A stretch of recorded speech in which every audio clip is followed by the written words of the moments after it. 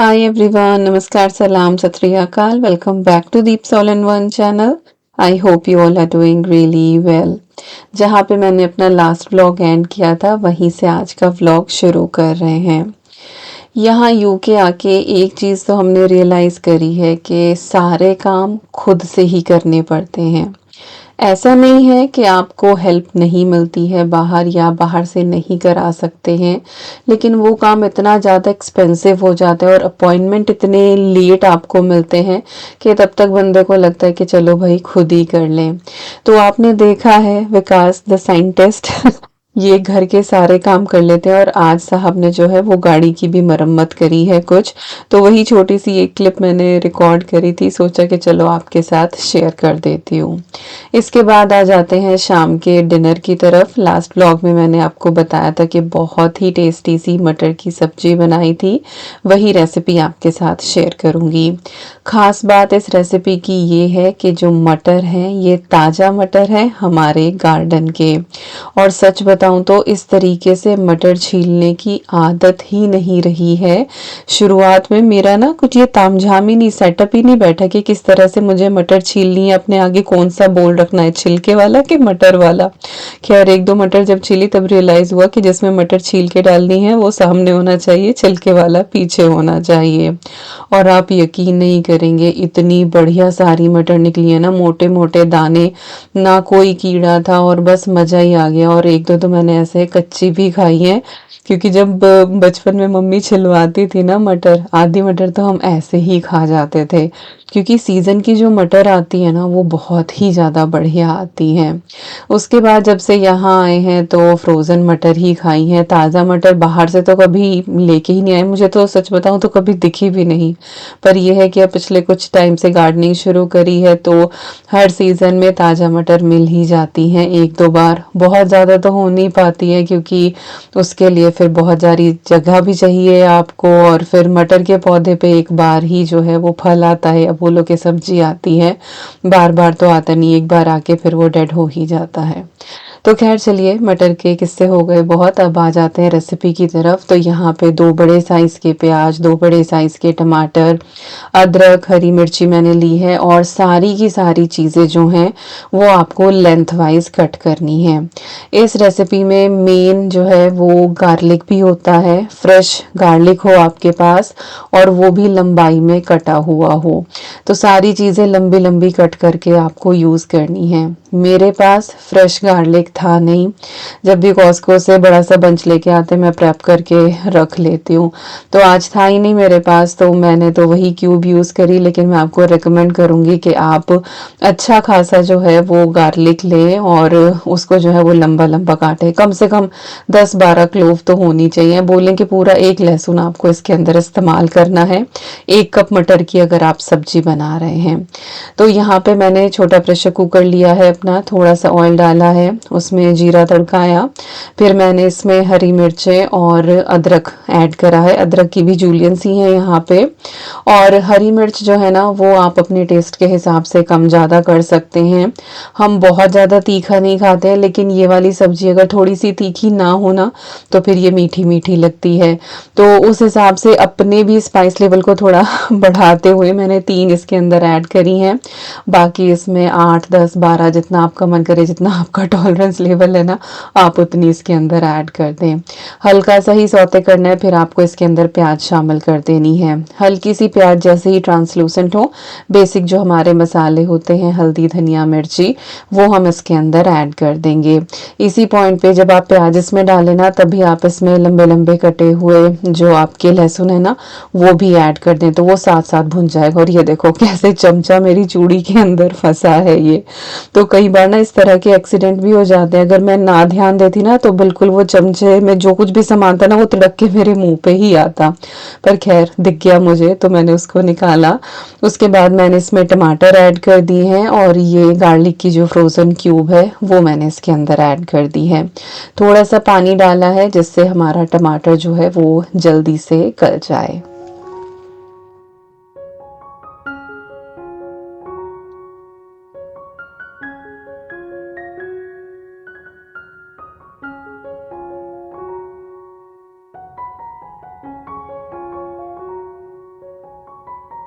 इसके हिसाब से नमक इसके अंदर ऐड कर देना है और थोड़ी देर ही बस इसकी भुनाई करनी है। ऐसा नहीं कि बहुत ज़्यादा आपको कुछ ये बिल्कुल मशी सा मसाला तैयार करना है। इस सब्जी की ब्यूटी यही है कि हर चीज़ जो है ना वो अलग-अलग दिखाई देती है और ये वो थिक ग्रेवी वाली सब्जी नहीं है कि बिल्कुल थिक सी ग्रेवी हो। इसमें पानी जो होता है ना वो अलग से दिखाई देता है और इसी से ये वाली सब्जी जो है वो अलग सी हो जाती है और इसका बहुत अच्छा टेस्ट आता है। तो यहाँ पे टमाटर अच्छे से गल गए थे और मैंने हल्का सा यहाँ पे चमचा चलाया तो वो बहुत अच्छे से इसके अंदर मिक्स हो गए। बट स्टिल प्याज, अदरक और हरी मिर्चें जो हैं वो आपको अलग-अलग दिखाई देंगे।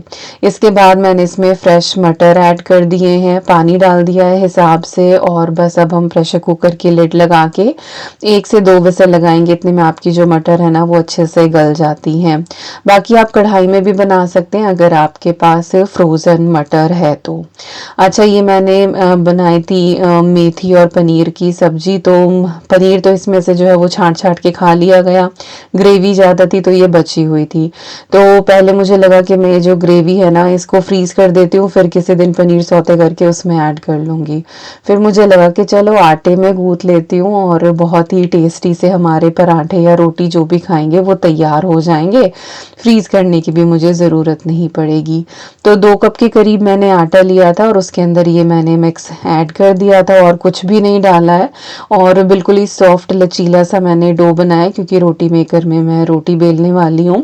और हमेशा सवाल आता है जब भी मैं रोटी मेकर में रोटियां बेलती हूँ कि भाई आपने रोटी मेकर को ऑन किया है क्या? तो वो वर्क ही तभी करता है जब आप उसको ऑन करते हैं। तो ऑन करना जो है वो बहुत ज़रूरी है। तो डो हमारा यहाँ पे तैयार हो गया। उसके बाद मैंने डो बॉल्स बना ली थी और फिर मैंने रोटियां बनाई। इधर जो है हम अपनी सब्जी चेक कर लेते हैं। इसमें विसल आ गई थी, प्रेशर खुद से डाउन हो गया था। फाइनली हम इसके अंदर ऐड कर देंगे यहाँ पे गरम मसाला और इसका बहुत बढ़िया टेस्ट आता है और सर्दियों में तो ये सब्जी बहुत ही ज़्यादा अच्छी लगती है।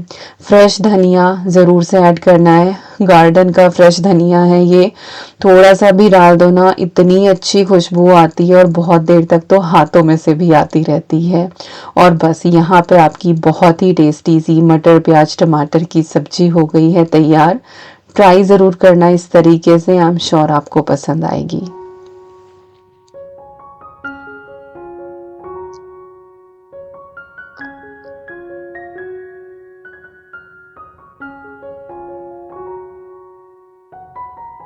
हमारे यहाँ पे ये सब्जी अक्सर जो है ना वो सर्दियों की सुबह में बनती थी जब भी कोई स्पेशल गेस्ट घर में आते थे। पराठे और ये मटर प्याज की सब्जी, साथ में हलवा होता था, चाय होती थी और बहुत ही ज़्यादा अच्छी लगती थी। कोई कोई डिश ऐसी होती है ना जिससे आपकी बहुत सारी यादें जुड़ी हुई होती हैं, तो ये उनमें से एक चीज़ है। और मैं इस सब्जी को तभी बनाती हूँ जब घर में फ्रेश मटर आती है क्योंकि वो जो टेस्ट है ना वो अलग ही होता है। खैर, अभी मैं काफ़ी देर बाद आपसे मिल रही हूँ। किचन का सारा काम हो गया था। जितनी रोटियां हमने खानी थी अब शाम को उतनी खाई गई हैं। किचन सारी साफ हो गई थी। इसके बाद कुछ रोटियां जो है लाइक काफ़ी सारा आटा था ना तो मैंने ये एक्स्ट्रा बेल के रख ली थी और इनको इस तरह से ना पेपर नॉट पेपर टॉवल इस टॉवल के ऊपर मैंने बिछा दिया था ताकि ये अच्छे से ठंडी हो जाए। तो अब ये बहुत अच्छे से ठंडी हो गई हैं। इसके बाद ये ना कौन सा ये ऑडी यूनी रैप कौन सा मैं इंडिया से लेकर आई थी बहुत टाइम पहले। तो मैं बच्चों को लंच बॉक्स में तो ये देती नहीं हूँ क्योंकि इसमें खाना जो है वो सौगी हो जाता है, रोटी पराठे वगैरह। बट हाँ, ये रखा हुआ है तो इसमें मैंने इनको अच्छे से रैप कर दिया है और इनको ना मैं फ्रिज में स्टोर करने वाली हूँ। कल को सुबह को मैं इनके पराठे बनाऊंगी। लेकिन ये वो टिप है जिससे आप रोटी पराठे जो हैं वो फ्रीज भी कर सकते हैं। तो अगर आप फ्रीज कर रहे हैं ना तो हर पराठे के बीच में ना एक बटर पेपर की आप लेयर ज़रूर लगाएं। मैं क्योंकि फ्रिज में ही रखने वाली हूँ तो इसलिए मैंने कोई लेयरिंग नहीं करी है और ये बहुत अच्छे से ठंडी हो जानी चाहिए, बिल्कुल भी गर्म ना हो।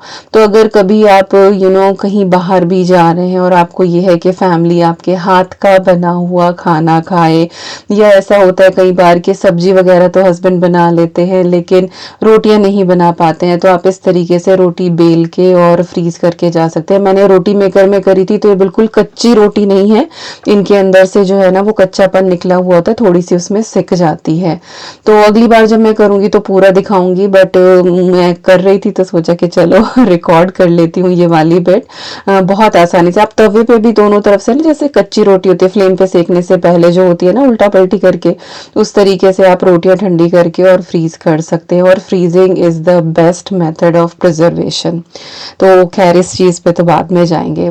तो अभी जो है मैं बाहर गार्डन का थोड़ा बहुत काम जो है वो समेट रही थी, और कॉस्को से हम शर्ट लेकर आए थे ना साहब की, तो साहब अपनी शर्ट ट्राई कर रहे थे, तो अभी उन्होंने आके दिखाई है। तो दोनों की दोनों शर्ट बहुत परफेक्टली फिट हो रही हैं। और होता है ना जब नया कपड़ा आता है तो एक बार ट्राई करके देख लो। और ये है मेरा वो पैक बैग। तो मैंने पॉलिथीन में से पैक्स निकाल के फाइनली इस पैक बैग के अंदर जो है सारी की सारी पैक्स डाल दी हैं, और इसके बाद मैंने इसको यहाँ पे तार पे डाल दिया है। तो ये वाटरप्रूफ भी है और ये बढ़िया रहता है। गार्डन जो है थोड़ी सी सेटिंग आपको चेंज लग रही होगी, झूला फिर से उधर की तरफ चला गया है, स्टोरेज बॉक्स हमने इधर की तरफ रख दिया है, तो थोड़ा सा चेंज किया था, पूरा फ्लोर वगैरह सारा क्लीन किया था। ऐसे ही ढूंढ ढूंढ के काम ना मैं करती रहती हूँ और अपने आप को मैं पूरा दिन बिजी रखती हूँ, और इसी तरीके से मैं एक्टिव भी रहती हूँ। पर पता नहीं क्यों भाई मेरा वजन नहीं कम होता, और आप में से पता नहीं कितने लोग आके कमेंट करते हो तुम ऐसी लगती हो, तुम वैसी लगती हो, तुम वजन कम क्यों नहीं करती। भाई मैं कैसे कर लूँ। हाँ मैं जिम में नहीं जा सकती because I have few issues with me. मैं बहुत ज़्यादा मेरे हाथों में प्रॉब्लम है, मैं वेट नहीं उठा सकती हूँ, बट हाँ मैं वॉकिंग बहुत करती हूँ और मैं एक्टिव भी रहती हूँ। और यहाँ पे आपको दिखा रही हूँ कि मेरे आज के दिन के 10,000 स्टेप्स हो गए हैं। 7.41 किलोमीटर्स मैंने आज की वॉक करी है सुबह से लेके शाम तक। बस उसके बाद हाथ मुंह धो के कपड़े बदल के मैं सो गई थी, और अभी ये अगले दिन सुबह आपसे मैं मिल रही हूँ। स्क्विरल आई हुई है और ये एक भी स्ट्रॉबेरी छोड़ नहीं रही है। तो बहुत ही ब्यूटीफुल सी मॉर्निंग थी। बच्चों की स्कूल हॉलीडेज शुरू हो गई हैं, और बस सुबह को मैं तो जल्दी उठ जाती हूँ, बच्चे थोड़ा सा लेट उठते हैं। ईवी कभी जल्दी उठ जाती है कभी लेट उठती है। आज मुझे एक इम्पॉर्टेंट काम था अपनी डेस्क से रिलेटेड, सोचा कि चलो बच्चों के उठने से पहले ये कर देती हूँ, अदरवाइज फिर तो ऊपर मेरा आना होता ही नहीं है, मैं नीचे ही ऑक्यूपाई रहती हूँ उन लोगों के साथ ही। तो आज मैं अपनी डेस्क का जो है वो मेकओवर करने वाली हूँ, और इसको एक नया लुक देंगे। अभी मैं पास से आपको दिखाऊंगी कि इस डेस्क की क्या हालत हो चुकी है। दूर से आप देख रहे हैं ये आपको बिल्कुल परफेक्ट दिखाई दे रही है, लेकिन अभी मैं आपको बिल्कुल पास से दिखाऊंगी तो आपको पता लगेगा कि इसकी हालत कितनी खस्ता हो चुकी है। तो सबसे पहले जितना भी सामान है वो यहाँ से हम हटाएंगे, ताकि हमें एक क्लीन ब्लैंक कैनवस या सरफेस मिले जिसके ऊपर हम अच्छे से काम कर सकें।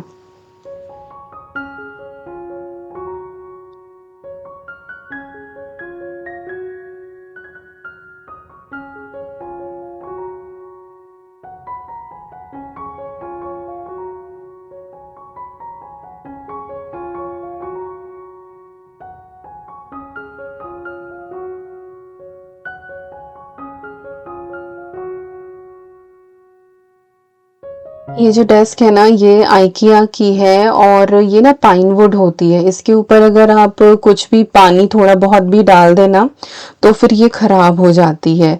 और मैंने ना इसको शुरुआत में अपना आयनिंग स्टैंड बनाया था। एक्चुअली ये बहुत तरीके से वाली डेस्क यूज़ हुई है। पहले मैंने इसको ईवी की चेंजिंग यूनिट की तरह यूज़ किया, इसी के ऊपर मैंने उसका जो है वो मैट्रेस रखा हुआ था। नहलाने के बाद यहीं पे मैं उसके कपड़े चेंज करती थी, उसकी नैपी भी चेंज करती थी। फिर जब उन चीज़ों से आगे निकली फिर ये प्रॉपर डेस्क बनाई। पहले इसमें दोनों तरफ ड्रॉर थे, तो वो ड्रॉर्स जो थे वो एक तरफ से निकाले क्योंकि टूटने लगे थे, क्योंकि ये बहुत पुरानी है ये वाली जो डेस्क है। फिर इसको मैंने जो है आयनिंग स्टेशन की तरह यूज़ किया। फिर मैंने इसको अपनी डेस्क बनाया। तो क्योंकि मेरे पास स्टीम आयन है तो वो आयन से ही ना थोड़ा सा भाप लग लग के ही इसकी जो थोड़ी सी वुड है ना वो फूल गई थी। फिर अद्वी भी यहाँ पे बैठ के ड्राइंग करती थी, और ईवी ने तो बहुत ही ज़्यादा ड्राइंग करी है, तो इसके ऊपर इतने ज़्यादा ज़्यादा मार्क हो गए थे, जगह जगह से ये फूल गई थी। अभी नई लेने का तो कुछ है नहीं चांस हमारा, क्योंकि बाकी काम तो सही हो ही रहा है, बट मुझे ना वो थोड़ा सा गंदा देख के बहुत अजीब लग रहा था और कोई इलाज था नहीं, तो मैंने सोचा कि चलो इसके ऊपर ना मैं ये सेल्फ एडहेसिव पेपर लगा देती हूँ। तो ये अच्छी क्वालिटी का पेपर है और ये मैं B&M से लेकर आई थी। अभी मुझे इसका प्राइस तो ध्यान नहीं, पर कुछ 6-7 पाउंड का ये रोल है और ये हैवी ड्यूटी है, वाटर प्रूफ है ये वाला, कि इसके ऊपर गीले कपड़े से ना आप सफाई कर सकते हो। बहुत सारे टेक्सचर आपको मिल जाएंगे जिस तरीके का आपको चाहिए। मेरा मन कर रहा था कि मैं थोड़ा सा ना वुड ग्रेन वाला जो टेक्सचर होता है ना वो ट्राई करके देखूं, क्योंकि वाइट और वुड का कॉम्बिनेशन बहुत अच्छा होता है। हालांकि मेरे पूरे ही घर में जितना फर्नीचर है वो वाइट और ग्रे ही है, वुड वाला ऐसा कुछ भी नहीं है। बस किचन में मैंने कुछ ऑर्गेनाइजर जरूर वुड के लगाए हुए हैं, बट मेरा मन कर रहा था कि चलो यहाँ पे मैं ट्राई करके देखती हूँ। लिटरली ये बहुत अच्छा लगा। तो सबसे पहले तो मैंने चौड़ाई देख ली थी कि मुझे कितनी ज़रूरत है और उसी हिसाब से जो है मैंने इस पेपर को पूरे को कट किया था। शुरुआत में आप सारी कटिंग कर लें, लेकिन बाद में चिपकाने के बाद अगर आप सोचें कि आप कटिंग कर लेंगे तो वो इवन नहीं हो पाती है। और बहुत ही ध्यान से आपको ये वाला काम करना है, पेशेंस के साथ। मैं तो यहाँ पे फॉरवर्ड करके आपको दिखा दूंगी, बट टू बी ऑनेस्ट इस पूरी डेस्क को रैप करने में 45 मिनट के करीब लग गए थे और बाद के सेक्शन में तो विकास भी आ गए थे, उन्होंने भी मेरी हेल्प कराई थी, क्योंकि इसमें जो है ना वो बहुत ध्यान देना पड़ता है। चिपकाते चिपकाते ही ना कई बार ना ये रोल आपका थोड़ा तिरछा हो जाता है, तो आपको मेजरमेंट बहुत परफेक्ट रखने पड़ते हैं। तो मैंने यही अंदाज़ा किया था जब मैंने ये पेपर लगाना शुरू करा कि साइड की वॉल से ना वो लगा हुआ होना चाहिए मेरा रोल। कहीं भी मुझे थोड़ा सा खिसका हुआ लग रहा था ना तो मैं एकदम से उसको टिल्ट कर देती थी। और बिल्कुल 2-2 इंच के करीब नीचे से आप इसका पेपर निकालते जाएं और ये ऊपर से चिपकता जाएगा। कोई भी आप बैंक कार्ड वगैरह ले लें, या मैंने तो ये अपना केक को जो स्मूथ करते हैं ना उसकी एजेस वगैरह, मैं तो वो वाला टूल लेके आई हुई थी, तो उससे जो है वो आप इसको प्रेस करते जाएं। इससे ना बीच में बबल्स नहीं पड़ते हैं, अदरवाइज बहुत सारे बबल्स आ जाते हैं। विकास इन कामों में प्रो हैं, वो बहुत अच्छे से कर लेते हैं, उनको इस टूल की भी ज़रूरत नहीं पड़ती है। मैं हमेशा कार्ड या फिर ये स्क्रैपर जो होता है ये ही मैं इस्तेमाल करती हूँ।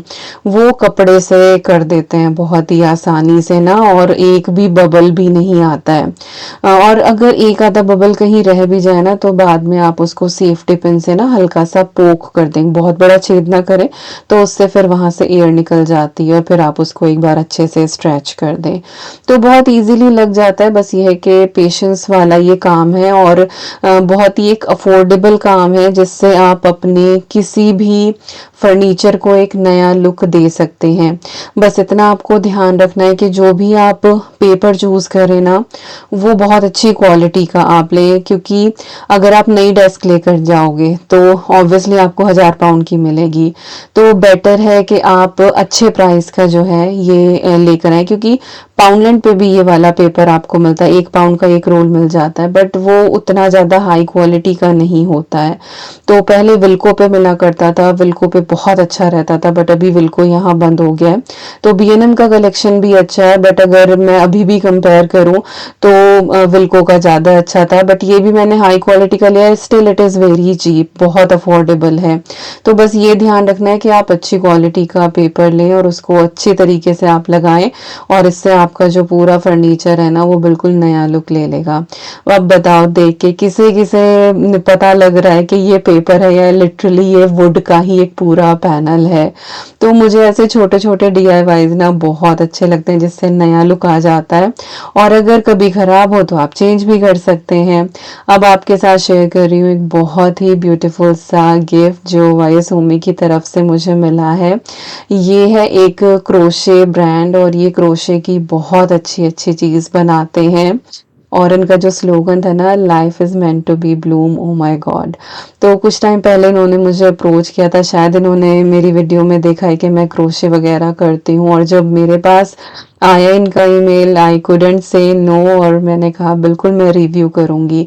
तो गिफ्ट के हिसाब से भी ये बहुत अच्छा है। जैसे ही आप बॉक्स ओपन करते हैं ना, तो आपको इस तरह से एक ये गिफ्ट बैग भी मिलता है जिसमें आप बुके रख के दे सकते हैं। साथ ही आपको एक छोटी सी बुकलेट मिलेगी जिसमें कलर कॉम्बिनेशन दिखाए हुए हैं, डिफरेंट डिफरेंट आप किस तरह का बुके ले सकते हैं। मुझे येलो वाले का मन था तो मैंने येलो चूज़ किया था। इसके अलावा भी ये बहुत सारी चीज़ें बनाते हैं, तो मैं लिंक दे दूंगी डिस्क्रिप्शन बॉक्स में, आप चेक ज़रूर करना। साथ ही जो है एक ये छोटा सा कार्ड भी मिलता है जिसपे आप राइट अप करके और गिफ्ट किसी को दे सकते हैं। और ये बॉक्स इतना सुंदर है, जो मेरी बेटी ने पहले ही कह दिया था कि वो रखने वाली है। आई डोंट नो वो क्या क्राफ्ट करेगी। तो इसी ब्यूटीफुल से बुके से मैं आज अपनी डेस्क को जो है वो सजाने वाली हूँ। तो एज इट इज़ आपको किसी को गिफ्ट देना है, बस ये बुके आप निकालें, उस गिफ्ट बैग में डालें और किसी को दे दें। It is such a good thing, और इतने प्यार से ये बना हुआ है। मैं बस इसके फ्लावर के पेटल्स वगैरह देख रही थी कि अच्छा ये कौन सा डिज़ाइन है, ये किस तरीके का है। कोशिश करूंगी इस तरीके का बनाने की, बट अगर आपको क्रोशे नहीं आता है और इस तरह की हैंडमेड चीज़ें आपको पसंद है, तो आप एक बार ये वाली वेबसाइट ज़रूर चेक करना। आई एम श्योर आपको कुछ ना कुछ ज़रूर पसंद आ जाएगा किसी के लिए। पेपर भी बहुत ज़्यादा अच्छे थे और मैंने कुछ भी वेस्ट नहीं किया। बुके मैंने निकाला, सारी चीज़ें एज इट इज़ बॉक्स में रखी हैं क्योंकि अद्वी किसी न किसी तरीके से यूज़ कर ही लेगी। तो मैं इसको जो है वो अपने फ्लावर वास में लगाने वाली हूँ। सूरजमुखी का फूल है और नीचे और भी बहुत सारे लगे हुए हैं फ्लावर वगैरह, और हर चीज़ जो है वो क्रोशे से बनी हुई है। इतना प्यार आ रहा था ना मुझे इस बुके को देख के, और अभी फ़िलहाल वॉइस ओवर करते हुए भी ये मेरे सामने रखा हुआ है and it is so beautiful. कभी डस्टी हो जाए तो आप इसको इजीली वॉश भी कर सकते हैं, but I will highly recommend कि अगर आपको पर्सनलाइज्ड चीज़ें पसंद हैं, इस तरह की हैंडमेड चीज़ें पसंद हैं, तो आप एक बार इनकी वेबसाइट ज़रूर चेक करना।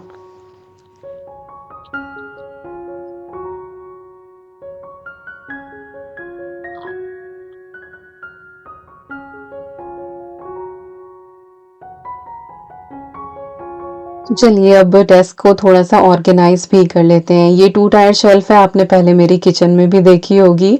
कुछ दिन पहले जब अरेंजमेंट चेंज किया था तो ये वहाँ से मैंने निकाल दी थी, तो अब मैं इसको अपनी डेस्क पे रख रही हूँ।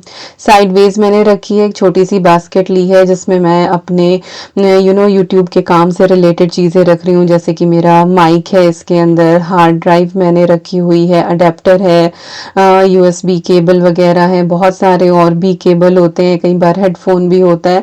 तो ये सारी चीज़ें ना पहले ऐसे ही रखी हुई थी, तो इनको मैंने एक बास्केट के अंदर रख दिया है। एक ना ये छोटा सा मेरे पास ना लैंप टाइप का है, इसके साथ ना ट्राइपॉड भी था, बट वो ट्राइपॉड मैंने कभी यूज़ नहीं किया। ये लाइट जो है एज ए लैंप की तरह ही मैं इस्तेमाल करती हूँ। आइकिया से मैंने ली थी ये काफ़ी टाइम पहले, और ना जहाँ पे इसमें ट्राइपॉड रखने की जगह है ना, वहाँ पे मैं ये फ्लावर वास रख देती हूँ। तो इसको मैंने रखा और बहुत ही अच्छा मेरा ये सेटअप हो गया। छोटा सा फैन आजकल बहुत ज़रूरी हो गया है डेस्क पे, अदरवाइज़ गर्मी में काम नहीं होता है। और साथ ही एक प्यारा सा पिक्चर फ्रेम मैंने रख दिया है। लैपटॉप आ गया है मेरा यहाँ पे, और इतनी नीट एंड क्लीन सी वाइब आ रही थी ना यहाँ से, इतना प्यारा लग रहा था ये वाला कोना कि बस क्या ही बताऊँ। एक पेन होल्डर मुझे ज़रूर लेना है, कुछ एक इसेंशियल चीज़ें रखने के लिए। अभी तो फ़िलहाल मैंने फिर इसमें एक सीज़र और पेन ही रख दिया, बाकी कुछ और छोटी-छोटी चीज़ें भी हैं, और मेरा चश्मा। तो हर चीज़ की जो है ना वो अपनी एक जगह हो गई है, और हर चीज़ जो है ना बिल्कुल सजी-संवरी सी बहुत ही ज़्यादा प्यारी लग रही थी। आपको मेरी ये डेस्क कैसी लगी और आपको ये फ्लावर्स कैसे लगे, ये मेरे साथ ज़रूर शेयर करना। I truly truly loved it, and thank you so much to the brand जिन्होंने मुझे अप्रोच किया इसको रिव्यू करने के लिए। This is my love crochet, मुझे मेरी दादी ने सिखाया था and it is really close to my heart.